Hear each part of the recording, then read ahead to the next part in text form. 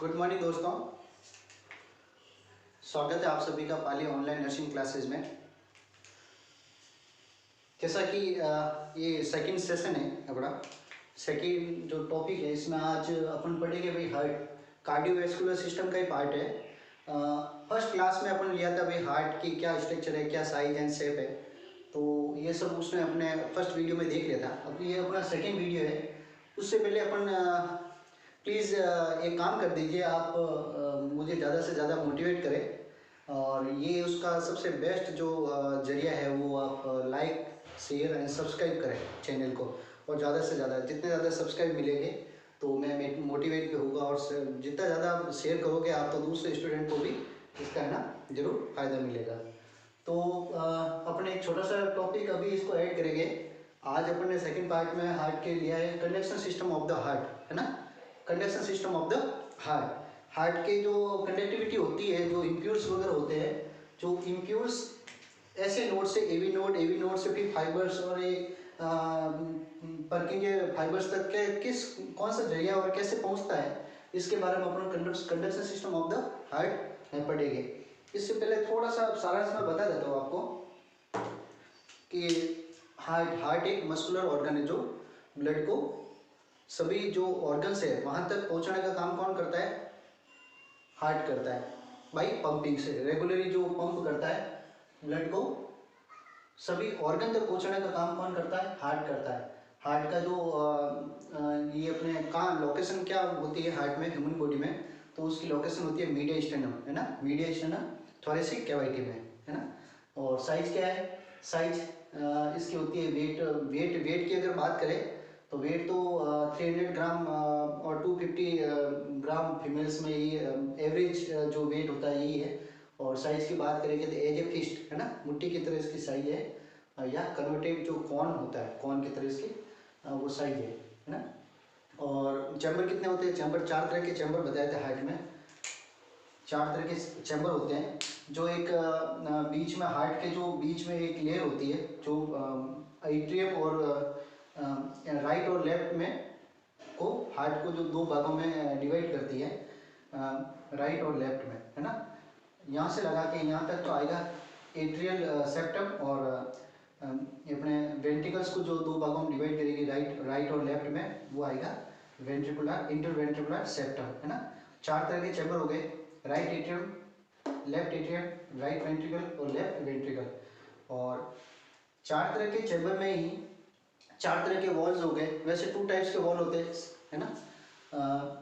Atrio एवी walls कहते हैं अपन, atrio ventricles wall जो राइट एंड एट्रियम और वेंट्रिकल के बीच में होते हैं, राइट एंड लेफ्ट दोनों साइड में होते हैं। और एक हो गया सेमिनुलर वॉल, है ना, जो राइट एंड लेफ्ट में होता है। अब यहाँ पे जो वॉल होगा उसको ट्राइकस्पिड वॉल कहते हैं, क्योंकि उसमें थ्री फ्लैप होती है। और लेफ्ट एट्रियम और लेफ्ट वेंट्रिकल के बीच में जो वॉल होगा उसको हम बाइकस्पिड वॉल या मिट्रियल वॉल कहते हैं।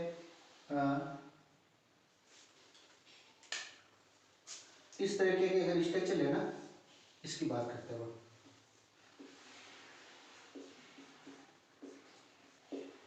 है ना।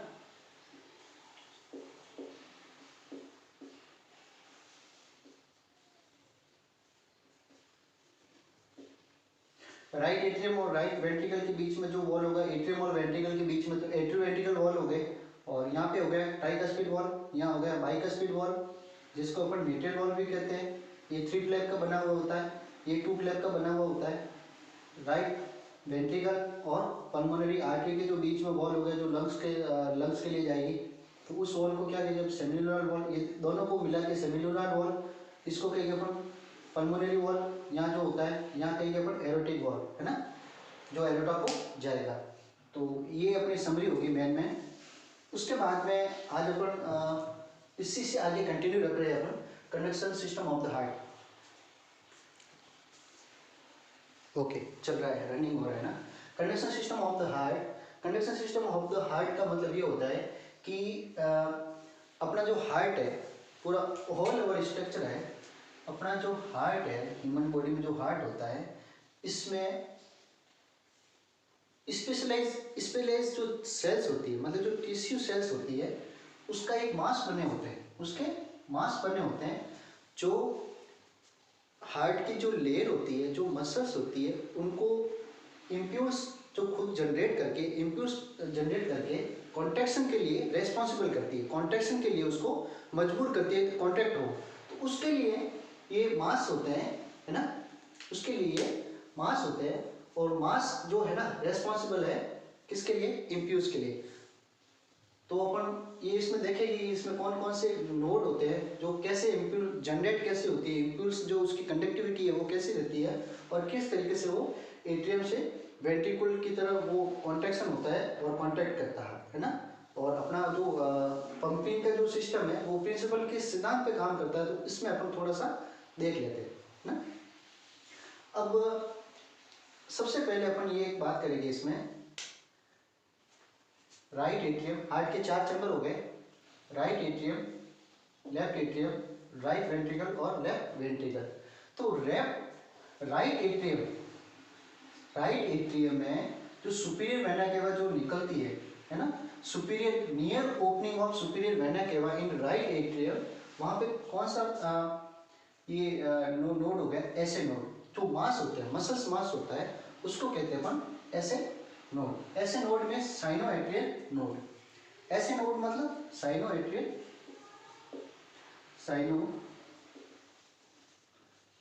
नोड,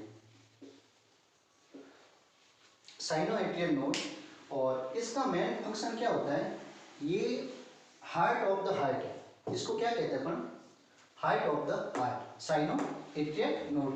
क्योंकि ये, और इसकी लोकेशन क्वेश्चन में पूछते हैं, कई बार एग्जाम में क्वेश्चन आया हुआ है कि ऐसे नोड कहाँ स्थित होता है, ऐसे नोड लोकेटेड इन, तो राइट एट्रियम में तो अपन कह सकते हैं राइट एट्रियम में ऐसे नोड लोकेटेड होता है। और राइट एट्रियम में भी जो सुपीरियर वेना केवा है, near the superior vena cava, upper portion में ना, जहाँ अपर पोर्शन में सुपीरियर वेना केवा, जहाँ से ब्लड रिसीव होकर राइट एट्रियम में डालते हैं सुपीरियर वेना केवा, तो सुपीरियर वेना केवा के जस्ट पास में होता है ऐसे नोड, साइनो एट्रियल नोड, जिसकी जो हार्ट बीट है वो कितनी हो गई, 60 to 100 ब्रीथ पर मिनट। मतलब ये खुद ऑटोरिदमिक है, इसको क्या कहते हैं अपन, ऑटोरिदमिक। मतलब ये इम्पल्स पैदा करता है, इम्पल्स प्रोडक्शन करके जनरेट करता है, और जनरेट कहाँ करेगा, ऐसे नोड से एवी नोड की तरफ जनरेट करता है। और जो रेस्पॉन्सिबल है पूरा कॉन्ट्रैक्ट के लिए, जिसका कॉन्ट्रैक्शन, जिसकी वजह से कॉन्ट्रैक्शन होता है ना, तो उसलिए ये हार्ट बीट होती है, तो ये जनरेट करता है इम्पल्स, है ना। तो ऐसे नोड से एवी नोड की तरफ चला जाएगा। इसमें अपन थोड़ा देख लेते हैं मोटा मोटा कि कंडक्शन सिस्टम में के पेथवे क्या है ना। तो सबसे पहले SA node 60 to 100 breath per minute की तरफ से जाएगी, और वहाँ से फिर एवी नोड को देगा।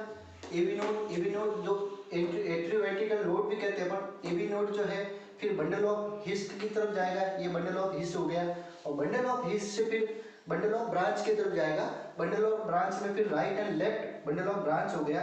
फिर पुर्किंजा फाइबर जो होल जो वेंट्रिकल्स जो होते हैं उसमें छोटे छोटे पुर्किंजा जो फाइबर, पूरी मायोकार्डियम जो इंट्रावेंट्रिकुलर जो मायोकार्डियम वॉल है ना, तो वहाँ पे पूरी मतलब हार्ट को जो वेंट्रिकल्स है वहाँ तक पुर्किंजा फाइबर जो फैली हुई है, एज ए नेटवर्क की तरफ पूरा फैला हुआ है। तो ये राइट एंड लेफ्ट पुर्किंजा फाइबर की तरफ जाएगा। तो अपन इसमें क्वेश्चन क्या पूछता है मेनली कि सबसे पहले तो इसकी लोकेशन कहाँ है, ऐसे नोड की लोकेशन कहाँ है, साइनो एट्रियल जो लोकेशन होता है वो कहाँ होता है, तो साइनो एट्रियल जो लोकेटेड होता है वो near the superior vena cava in right atrium. ये अपना एक क्वेश्चन ये हो गया है ना। दूसरा क्वेश्चन होता है पेसमेकर ऑफ हार्ट। अब बॉडी में हार्ट में पेसमेकर तो लगाते ही हैं, ठीक है, यहाँ तक समझ में आता है। लेकिन पेसमेकर ऑफ हार्ट कौन है, ऐसे नोड।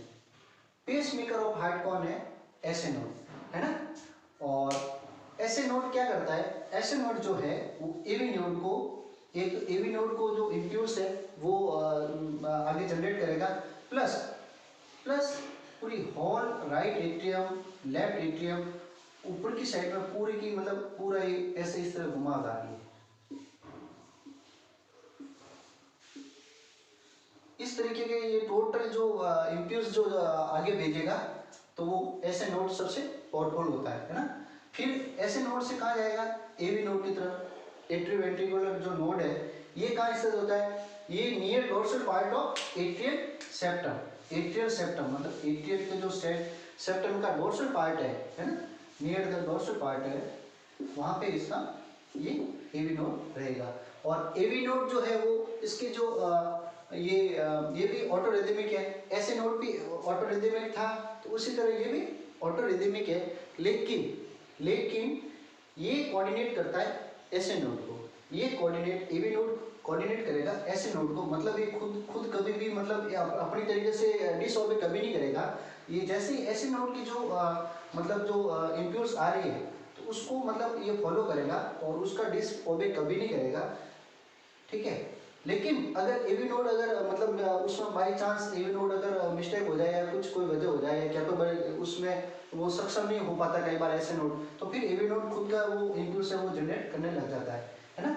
लेकिन फिलहाल ये कोऑर्डिनेट करता है, लेकिन कई सारी डिजीज ऐसी होती है जिसमें ऐसे नोड प्रॉपर काम नहीं करा, तो उस समय फिर एवी नोड जो है वो अपना खुद का इम्पल्स जनरेट कर लेता है ना। और क्वेश्चन ये भी आता है कि ऐसे नोड जो है वो कितना मतलब ब्रीथ पर मिनट होता है, तो ऐसे नोड जो है वो इम्पल्स जनरेट करता है 60 to 100 बीट्स पर मिनट मतलब एक मिनट में 100 से लगा 100 तक, एक मिनट में 60 से लगा के 60 to 100 बीट्स, 100 बीट्स मतलब जो पर सेट कहते हैं ना, 100 बीट्स पर मिनट के हिसाब से ये ऐसा नोड है वो इम्पल्स जनरेट करता है। एवी नोड है जो 40 to 60, एवी नोड है जो इससे कम करता है ना। एवी नोड जो है वो 40 to 60 बीट्स पर मिनट है ना। अब एवी नोड क्या है? एवी नोड जो है यहाँ तक पता चल गया। अब इसको गेट कीपर भी कहते हैं, और ये रेस्पॉन्सिबल भी है किसके लिए? जो कंडक्टिविटी होती है हार्ट की, जो इम्पल्स की जो कंडक्टिविटी होती है, कंडक्शन जो सिस्टम में ये ट्रांसप्रेट करता है आगे, तो उसका जो डिले जो कंडक्टिविटी डिले होती है, तो responsible the body conduction between atria और वेंट्रिकुलर है ना। एट्रिया और वेंट्रिकुलर के बीच में जो डिले होता है कंडक्शन, वो किसकी वजह से होता है?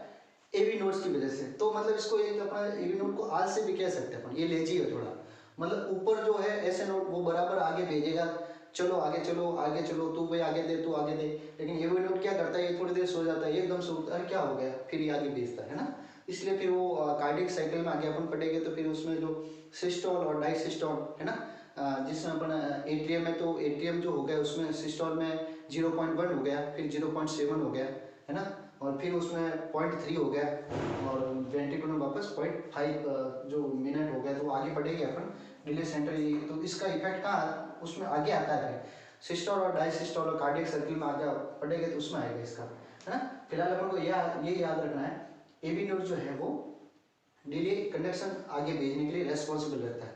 ओके, अब एवी नोड के बाद में आ गया bundle of his. Bundle of his मतलब ये है कि bundle of his is a responsible only for transport the ये इम्पल्स है ना। ये इसका खुद का कोई ऐसे नोड का खुद का कोई इम्पल्स जनरेट नहीं करता, ये इम्पल्स बिल्कुल ही जनरेट नहीं करता बंडल ऑफ हीस। ये क्या करता है, ये ओनली फॉर जो आगे से जो आ रहा है कंडक्शन इम्पल्स जो आ रहे हैं उसको अपने पास रख के ट्रांसपोर्ट कर देता है, जैसा आया वैसा का वैसा ट्रांसपोर्ट कर देता है आगे। कहाँ पे?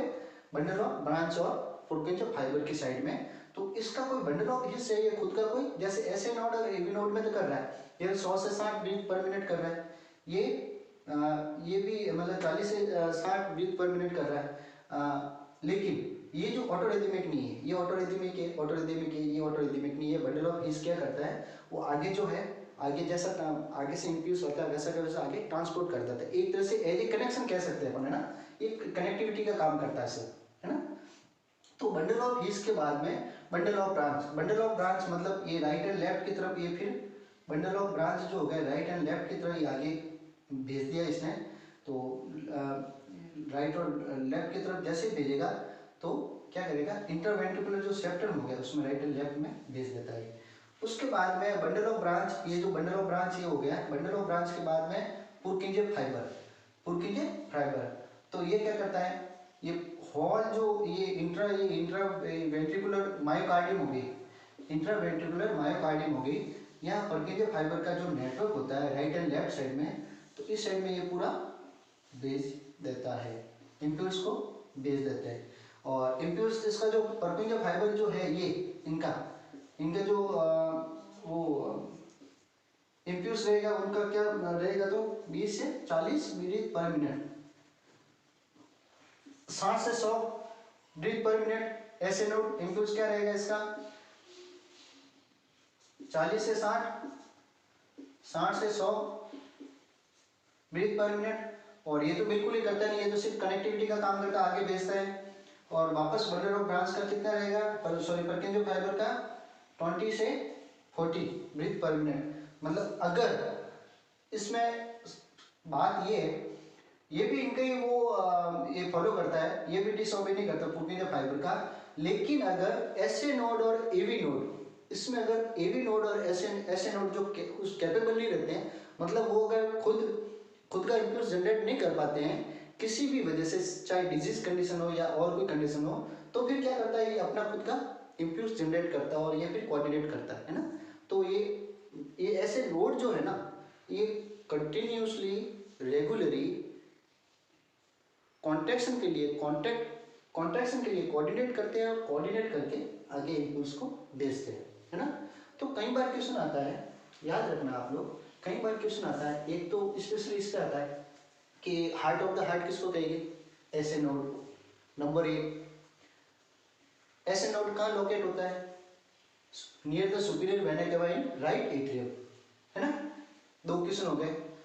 Heart of the heart SA node, pacemaker of heart, तो ऐसे नोड खुद का इम्पल्स जो जनरेट होता है वो कितना होता है 60 to 100।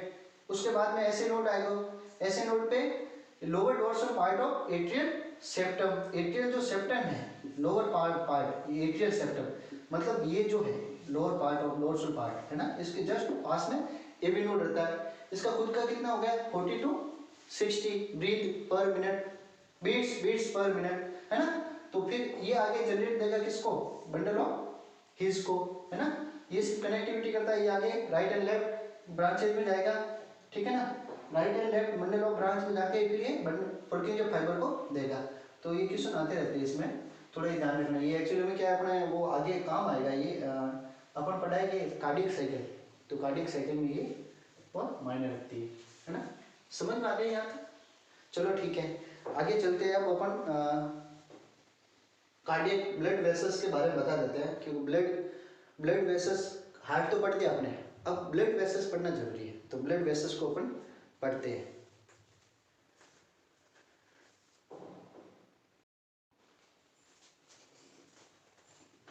चलो अपन कंटिन्यू करते हैं। अब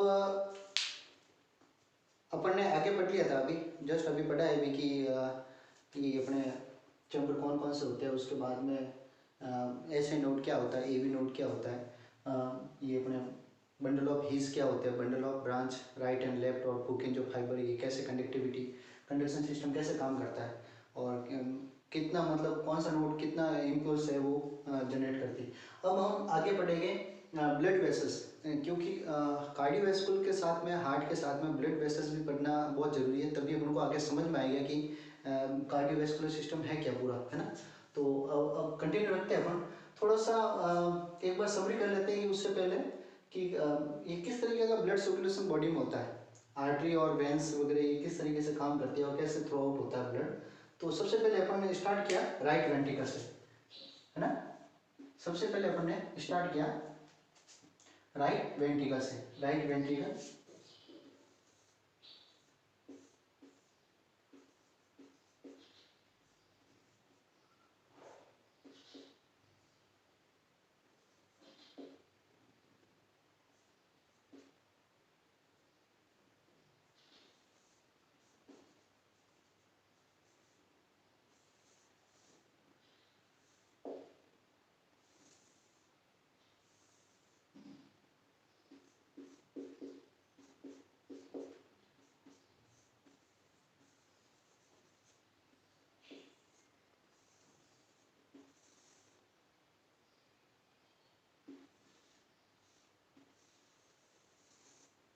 ये इस तरीके का, थोड़ा बता देता हूँ। एक्चुअली में क्या है कि जब ब्लड लेफ्ट वेंट्रिकल से स्टार्ट करते हैं, स्टार्ट कहीं से भी करो, है ना, वो सीक्वेंस उसका सेम ही रहेगा। तो अपन लेफ्ट वेंट्रिकल से इसको स्टार्ट करें ब्लड को, जो ब्लड जब पंप करता है, मतलब वेंट्रिकल्स जब कांटेक्ट होते हैं, दोनों वेंट्रिकल्स जब कांटेक्ट होते हैं तो ब्लड है वो बाहर की साइड में थ्रो आउट होता है ना, मतलब वॉल्व से। तो सबसे पहले जो ब्लड वेंट्रिकल्स में, लेफ्ट वेंट्रिकल में जो ब्लड होता है वो ब्लड ऑक्सीजनेट ब्लड होता है, मतलब ऑक्सीजनेट ब्लड होता है, प्योर ब्लड होता है ना। तो क्योंकि लंग्स से आ रहा होता है, वो आगे वापस आ जाएगा रिपीट में, लंग्स से आ रहा होता है, तो ये ऑक्सीजनेट जो ब्लड होता है, प्योर ब्लड होता है। लेफ्ट वेंट्रिकल से ब्लड जब थ्रो आउट होता है तो ब्लड ऑक्सीजनेट ब्लड होता है, वो एरोटिक वॉल्व, एरोटिक वॉल्व जहाँ यहाँ होता है, एरोटिक वॉल्व लेफ्ट वेंट्रिकल से निकलने के बाद एरोटिक वॉल्व से एरोटा में जाता है, और एरोटा से फिर विभिन्न जो बहुत सारी ब्रांचेज है, वो अपन अभी मैं जस्ट इसके बाद में, इस टॉपिक के बाद में पढ़ाने वाला हूँ। आर्टरी और वेंस में पढ़ूंगा कि कैसे मतलब नेटवर्क है उनका, आर्टरी और वेंस का कैसा नेटवर्क होता है। तो फिलहाल अपन ये मोटा मोटा समझ लेते हैं अपन कि एरोटा से जो ब्लड है वो फिर बॉडी में जाता है, और बॉडी में जैसे एरोटा में फिर वो अलग अलग ब्रांचेज हो जाएगी, है ना। मेजेंटिक आर्टरी होगी, लीवर को अलग सप्लाई करती है आर्टरी, कैरोटिड आर्टरी होगी, पॉपुलेटेड आर्टरी होगी, फिमोरल आर्टरी होगी, एब्डोमिनल जो आर्टरी होगी। तो ये अपन आगे पढ़ेंगे। तो फिलहाल तो है ना, जैसे एरोटा है, एरोटा से ब्लड, प्योर ब्लड है वो बॉडी में जो अलग अलग ऑर्गन है उसको ब्लड जो है वो सप्लाई के लिए चला जाता है। तो बॉडी में फिर विनस रिटर्न, है ना, बॉडी में आर्टरी के थ्रू तो ब्लड सप्लाई होगा, फिर वापस विनस रिटर्न, मतलब वेंस के थ्रू वापस बॉडी के लिए ब्लड वापस जो रिटर्न वापस होगा, तो फिर इम्प्योर ब्लड हो जाएगा। क्योंकि जो लास्ट जो कैपिलरी है बॉडी में एरोटा से या विभिन्न जो आर्टरीज होती है, तो उसके थ्रू अलग अलग ऑर्गन को ब्लड सप्लाई करने के बाद में लास्ट जो टिश्यू है, लास्ट जो टिश्यूज होता है बॉडी के, माइक्रो टिश्यूज होते हैं। तो माइक्रो टिश्यू, माइक्रो जो कैपिलरीज होती है, वहाँ पे ब्लड का जो O2 का जो ऑक्सीजन है, जो उसका गैस का जो एक्सचेंज होता है, एक्सचेंज होने के बाद इम्प्योर ब्लड, मतलब वापस वहाँ मेटाबॉलिक जो होती है, मेटाबॉलिक पार्ट्स वगैरह या तो उसमें वापस भेजता है। तो उसको कहते हैं अपन डीऑक्सीजनेट ब्लड, क्योंकि वो इम्प्योर नहीं होता, है ना, टिश्यू से वापस हार्ट की तरफ आ रहा है ये अभी। तो डीऑक्सीजनेट ब्लड हो गया, डीऑक्सीजनेट ब्लड हो गया, फिर सुपीरियर और इंफीरियर वेना के बाद, है ना। तो वापस जो ब्लड जैसे यहाँ पे तो एरोटा से तो बाहर गया और वापस आएगा हार्ट में, तो किसके थ्रू आएगा, सुपीरियर इंफीरियर, सुपीरियर मतलब ऊपर वाला पोर्शन से जब ब्लड आएगा, और लोअर एक्सट्रीमिटी जो ब्लड आएगा वो इंफीरियर वेना के बाद से ब्लड को वापस रिटर्न के लिए हार्ट में डालेगी। तो हार्ट में डालने के लिए राइट ऑरिकुल मतलब यहाँ से लेफ्ट वेंट्रिकल से यहाँ बॉडी में गया, और बॉडी से फिर इम्प्योर ब्लड वापस कहाँ जा रहा है, यहाँ पे, यहाँ बता रहा हूँ मैं, यहाँ पे। तो सुपीरियर और इंफीरियर वेना केवा से ब्लड कहाँ वापस हार्ट में एंट्री हो रही है, राइट एट्रियम में इसकी इम्प्योर ब्लड की एंट्री कहाँ से होती है, राइट एट्रियम। राइट ऑरिकल कहो चाहे राइट एट्रियम को, दोनों एक ही चीज है ना। राइट एट्रियम पर ब्लड की हार्ट में एंट्री हो रही है इम्प्योर ब्लड की। तो राइट एट्रियम से फिर ट्राइकस्पिड वॉल्व, मतलब ट्राइकस्पिड मतलब ये, जैसे राइट एट्रियम कांटेक्ट होगा तो वहां से इम्प्योर ब्लड कहाँ जाएगा, राइट ट्राइकस्पिड वॉल्व, है ना, ट्राइकस्पिड वॉल्व में जाएगा। फिर लेफ्ट वेंट्रिकल, मतलब यहाँ से ब्लड यहाँ आएगा राइट एट्रियम से फिर ट्राइकस्पिड के थ्रू राइट वेंट्रिकल में जाएगा, और राइट वेंट्रिकल से फिर जो वॉल्व होते हैं पल्मोनरी वॉल्व को थ्रू आउट करते हुए ब्लड जो है लंग्स के लिए पल्मोनरी आर्टरी, है ना, पल्मोनरी आर्टरी से लंग्स है जो वो वापस लंग्स के लिए ब्लड जो है प्योर होने के लिए चला जाता है। ये लंग्स यहाँ पे है ना, ये वाली प्योर ब्लड वापस O2 एक्सचेंज, गैसों का आदान प्रदान इधर उधर होगी, CO2 एक्सटेट हो जाएगी, O2 वापस बाइंड अप हो जाएगी। उसके बाद में लंग्स वापस प्योर ब्लड है जहाँ कहाँ डालेगा, क्योंकि लंग्स का काम है प्योर करना और हार्ट का काम है पंप करना, मतलब ऑर्गन तक पहुंचाना काम किसका है, हार्ट का है। अब लंग्स ने प्योर अपना काम कर दिया, प्योर तो कर दिया, लेकिन वापस कहीं ऑर्गन तक पहुंचाने के लिए कोई तो जरिया होना चाहिए ना, कोई तो उसको फोर्स देने वाला होना चाहिए। इसलिए जब बॉडी में जब ब्लड जाएगा तो भी हार्ट एक बार भेजेगा, तो भी हार्ट भेजेगा, और लंग्स से ब्लड वापस प्योर होकर हार्ट में आएगा और हार्ट से फिर वापस भेजेगा। तो दो बार इसके लिए घूमना ही पड़ेगा इसको। तो लंग्स से वापस प्योर ब्लड हो जाए, और प्योर ब्लड जो है वापस लेफ्ट एट्रियम में, लेफ्ट ऑरिकुल कोच एट्रियम में ऑक्सीजनेट ब्लड अपन कह सकते हैं, प्योर ब्लड कह सकते हैं, वो आएगा लेफ्ट एट्रियम में। और लेफ्ट एट्रियम से बाइकस्पिड या मिट्रियल वॉल, मिट्रियल या बाइकस्पिड वॉल से लेफ्ट एट्रियम, और लेफ्ट एट्रियम से वापस लेफ्ट वेंट्रिकुलर, और लेफ्ट वेंट्रिकुलर से इस तरीके, है ना, लेफ्ट वेंट्रिकुलर से वापस बॉडी के लिए ब्लड रवाना हो जाता है। ये अपन ने थोड़ा सा समझने के लिए लिया क्योंकि इसको आगे समझना भी जरूरी है, तो अपन ने थोड़ा सा ये कंटिन्यू रखते हैं क्लास को। अब लेते हैं ब्लड वेसल्स।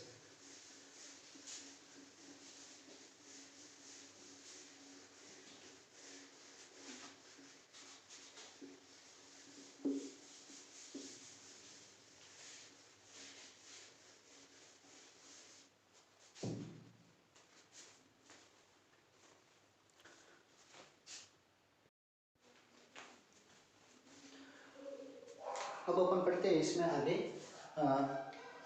ये तो पढ़ लिया कार्डियोवैस्कुलर सिस्टम में हार्ट क्या होता है। Cardiovascular heart is the central pumping of the cardiovascular system and blood vessels is the peripheral system, है ना। तो ब्लड वेसल्स में क्या है कि अपन को ये चीज़ पढ़ना थोड़ा ठीक रहेगा, आगे नहीं पढ़ के ना अभी पढ़ ले तो थोड़ा अपन को ठीक ही रहेगा, फायदा ही मिलेगा, है ना। तो आर्टरी और वेंस में क्या डिफरेंस है।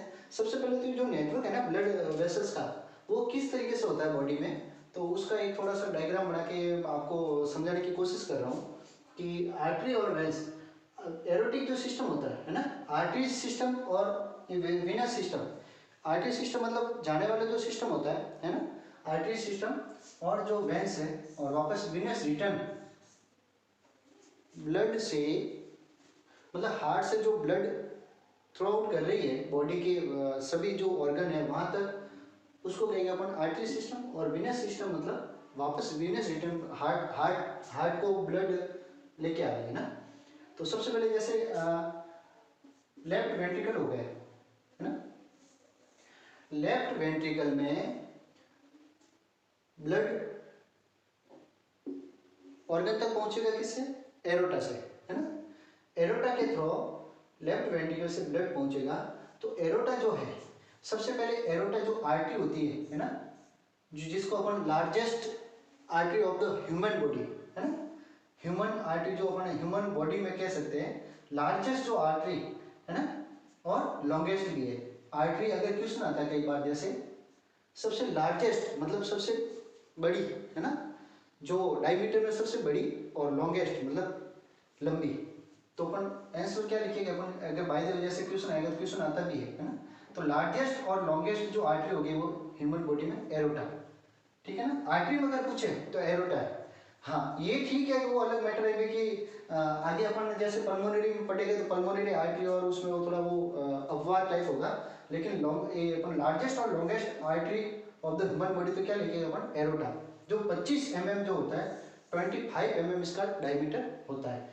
तो आर्टरी पढ़ा रहा हूँ, उसमें जैसे लेफ्ट वेंट्रिकल हो गया, लेफ्ट वेंट्रिकल से फिर एरोटा, एरोटा से आर्टरीज, एरोटा से नेटवर्क बता रहा हूँ मैं आगे से आगे ना, एरोटा से आर्टरीज, आर्टरी से आर्ट्रियोल्स, आर्ट्रियोल्स से terminal arterioles, terminal arterioles means last arterioles तक। उसके बाद में कैपिलरीज आती है, जो लास्ट टिश्यू में जो आती है ना, टिश्यू के अंदर जो कैपिलरीज होती है बिल्कुल माइक्रो, जो 5 to 10 माइक्रोन इसका डायमीटर होता है।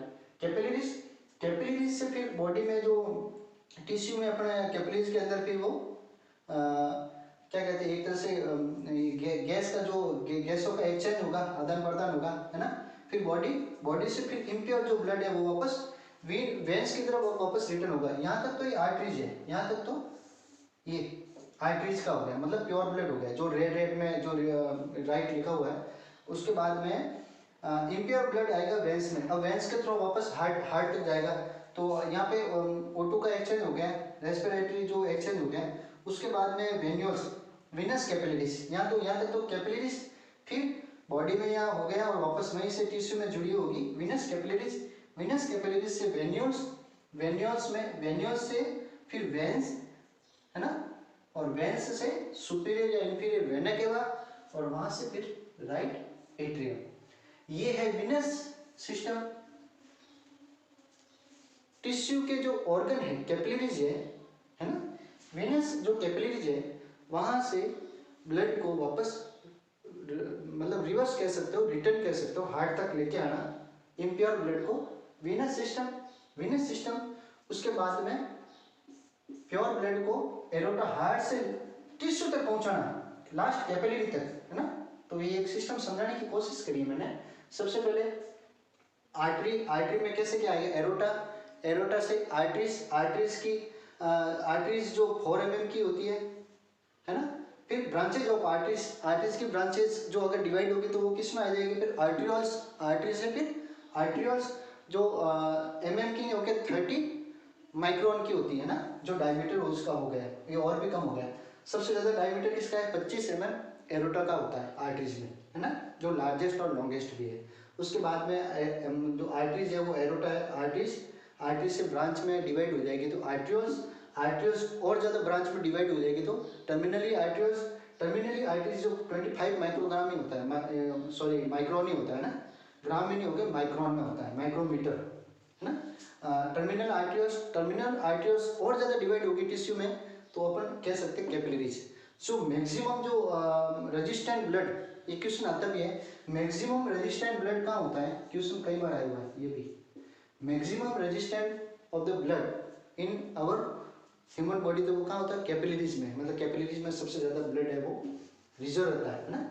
और स्मॉलेस्ट ब्लड वेसल्स कौन सी है, स्मॉलेस्ट सबसे मतलब स्मॉल बॉडी में सबसे स्मॉल जो ब्लड वेसल्स का अगर आ जाए क्वेश्चन तो ये भी क्वेश्चन आया हुआ है तो कैपिलरीज लिखेंगे।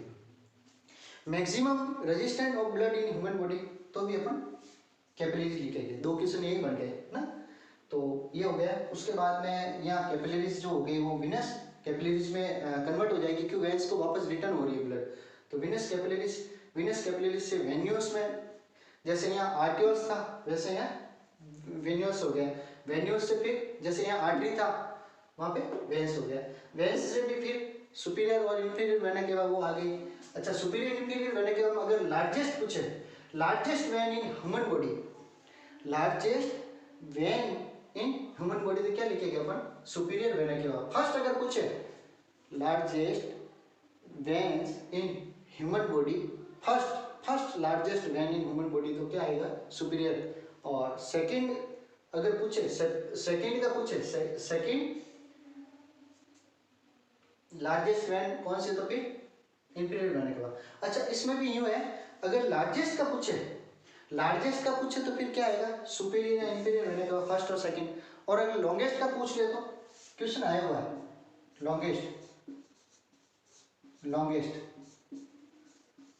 लॉन्गेस्ट में क्या लिखोगे, सिफेनियस, है ना, सिफेनियस वेन,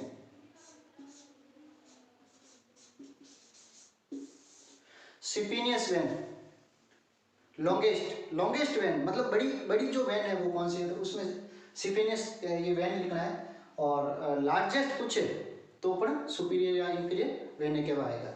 ये थोड़ा यहाँ कंफ्यूज मत होना, ये ध्यान रखना। इसमें लॉन्गेस्ट और लार्जेस्ट आर्टरी अगर पूछे तो एरोटा ही आएगा।